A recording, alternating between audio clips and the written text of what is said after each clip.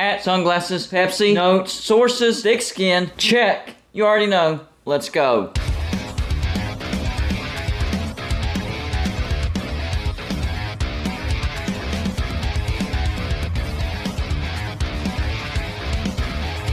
Welcome to Gold and Blue today, everybody. This is a college football channel. So if you like college football, hit the like and subscribe button. It's that simple. Also, send gear to represent your team and be a part of my background forever. All you have to do is send it to P.O. Box 360, Liberty, South Carolina 29657. The new playoff rankings will be coming out tonight. What can we expect? Well, the first thing is you will have to expect some SEC bias. I'm sorry, folks. It's here to stay. There is some SEC bias out there. So I do expect LSU and Alabama to both remain in the top 10. LSU will climb, Alabama will fall, but they will both stay in the top 10. Remember, there's no such thing as a bad loss in the SEC, and every win in the SEC is a great win, and that's how they view the SEC. But first, let's look at last week's playoff rankings, and then I'll try to do projections. But remember, the LSU and Alabama thing will be completely different. That's the one thing that I will be wrong about. Here's last week's rankings. The first rankings of the year. Number 1 was Tennessee. Number 2, Ohio State. 3, Georgia. 4, Clemson. 5, Michigan. 6, Alabama. 7, TCU. 8, Oregon. 9, USC. 10, LSU. 11, Ole Miss. 12, UCLA. 13, Kansas State. 14, Utah. 15, Penn State. 16, Illinois. 17, North Carolina. 18, Oklahoma State. 19, Tulane. 20, Syracuse. 21, Wake Forest. 22, NC State. 23 Oregon State, 24 Texas, and 25 UCF. So it did not matter that LSU has 2 losses, and one of those losses was to Florida State. The other loss was a blowout loss to Tennessee. Didn't matter.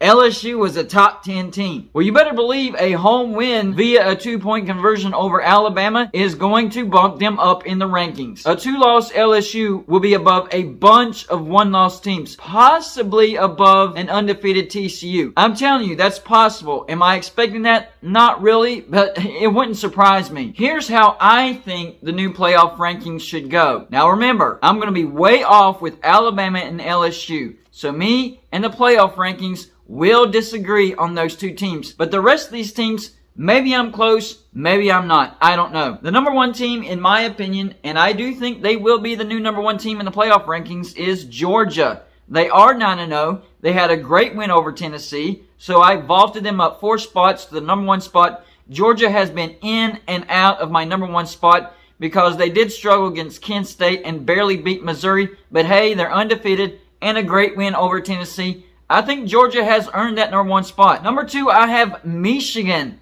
I think Michigan has been very consistent. The only knock on Michigan is their schedule is not that tough. So there's that old argument of who have they played? Well, it doesn't matter. They're undefeated. They're a Power 5 team, and they whooped a pretty good Penn State. And Penn State was on fire at the time that Michigan whooped them. Number 3, I have Ohio State, also 9-0. Ohio State was a little shaky this past week against Northwestern. But Gold and Blue, dude, it was raining and windy. I get that. But that doesn't really affect the run game, does it? And Ohio State was not very good at running the ball either. Understand, it's very difficult to throw in the wind. I get that. But Northwestern does not have a good defense, and especially run defense. Their run defense is terrible. Ohio State should have been able to run down the throats of Northwestern all game long. What happens? They beat Northwestern 21-7, but they looked bad. And that's why I dropped Ohio State from number 1 to number 3. Number 4, this is where I have TCU. Hey, I've complained about TCU, but they're still undefeated 9-0. I don't like their defense. I do think that they've benefited from the lack of calls as far as pass interference because they do not stop pass interfering. But for whatever reason, the refs, they just stop calling it. All that aside, TCU has a great offense and they are undefeated. I have to give them the number 4 spot. Number 5, this is where I have Oregon. Oregon is 8-1. Their only loss is to the number 1 team, Georgia. Yes, they got obliterated, but it was the first game of the year. Oregon has looked better and better and better. And maybe Oregon is the best chance for the Pac-12 to get into the playoffs this year. I firmly stand behind this ranking. I think Oregon is the 5th best team in the nation. They're 8-1. I jumped them 2 spots. Number 6, this is where I dropped Tennessee. Tennessee is now 8-1. They go on the road. They do lose to Georgia, but that's not a terrible loss. They're still in contention to make the playoffs. Just need a few things to happen ahead of them. One of those things will happen, and that's Ohio State and Michigan will play each other. So there's one spot. And TCU or Oregon loses, and boom, you're back in the playoff picture. So yes, I think number 6 is a fair spot for Tennessee. It doesn't punish them too much. And yes, I do think Tennessee is a good team. Number 7, this is where I have USC. I bumped them up one spot. USC, their only loss on the road to Utah. Also a 2-point conversion loss. USC is a good team. I think USC definitely has a shot to make the playoffs and is the second best chance for the Pac-12 to make the playoffs right now. Number 8, UCLA. Their only loss, a road loss to Oregon. They're 8-1. They have some good wins, including beating the team that beat USC in Utah. So I think UCLA has a decent shot to make the playoffs. And I think UCLA is a good team. They will have a chance to definitely prove themselves against USC at home later in the year. That could be a play-in game for either USC or UCLA if they can go on and win the Pac-12 championship game. Number 9, this is where I dropped Clemson. Now the AP poll dropped Clemson much further. I don't think you should punish a team based on one game. Clemson does have some good wins. Did they look good against Notre Dame? Absolutely not. They looked terrible. But Notre Dame is getting better and better. Remember, they went on the road, beat North Carolina. They beat a red-hot ranked BYU in Las Vegas. And they went on the road and demolished Syracuse in the Dome. That's tough to do this year. At home, it's easier to beat Syracuse, but whenever you have to go in the Dome and beat Syracuse, that's an accomplishment. And Notre Dame is a better team than people realize. So that's not a bad loss, but it was a blowout loss. So I do have to drop Clemson down the rankings. But I still have them in the top 10. I think Clemson should still have an opportunity to make the playoffs. If you drop them to where the AP poll dropped them, then you're basically eliminating their chances of making the playoffs based on one loss. And I just don't agree with that. Number 10, this is where I have North Carolina.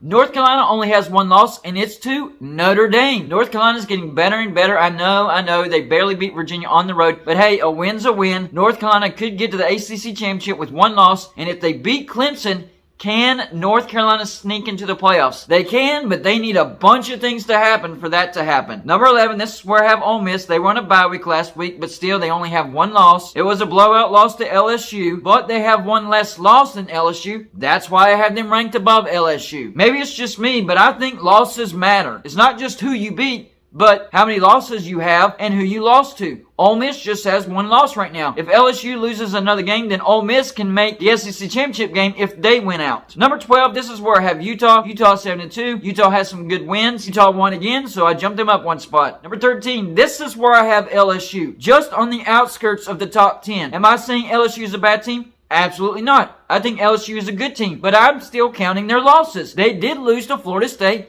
and they did get blown out at home by Tennessee. That's 2 losses. I cannot put them above these one-loss teams simply because LSU looks good right now. You have to count the entire season. And by the way, that's me jumping LSU 13 spots. Last week I had them at number 25. So I did reward them for that win over Alabama. Number 14, this is where I have Alabama. I had to drop them below LSU. They had the same amount of losses, and Alabama lost head-to-head to LSU. So LSU must be above Alabama. Number 15, Tulane. They're 8-1. Down one spot. They have a great win over Kansas State on the road, and they're rolling right now. Tulane might be the best group of 5 team this year. Number 16, NC State, up 2 spots. They beat a good Wake Forest. They're 7-2. I don't think Clemson loses another game because of their schedule, but hey, I think NC State is now firmly the second best team in the ACC Atlantic. Number 17, Penn State, up 3 spots. They're 7-2. They're 2 losses against a good Michigan and a good Ohio State. Both of them convincing losses, but still, Penn State's a pretty decent team. Number 18, Liberty. They're 8-1, up 5 spots. Watch out for Liberty. They just went out on the road and beat Arkansas. And remember, every win in the SEC is a good win. So I have to count it for Liberty. That's a good win. Number 19, Illinois. I dropped them 8 spots. They're 7-2. That's a bad loss to Michigan State. So I did drop them. But let's not forget, they are 7-2. So I didn't think that they deserved to be dropped completely out of the rankings. They just had a bad defensive effort against Michigan State. Usually they allow around 8 points per game. They allowed Michigan State to score 23, and Illinois could only put up 15. Bad game. I did punish them, but not out of the top 25. Come on. Number 20, back in the rankings, Washington. They beat a good Oregon State at home, 17-14. They're 7-2. I think Washington deserves to be ranked. Number 21, Texas, 6-3. I had them non-ranked last week. They go on the road and beat a ranked Kansas State. Yep, Texas deserves to be ranked, but not too high. Come on, guys. They're still 6-3. Number 22, back from the dead, Notre Dame. Notre Dame is a good team now. They're 6-3. Yes, they lost to Marshall and Stanford somehow, but remember, they went on the road, beat North Carolina, beat a red-hot ranked BYU in Las Vegas.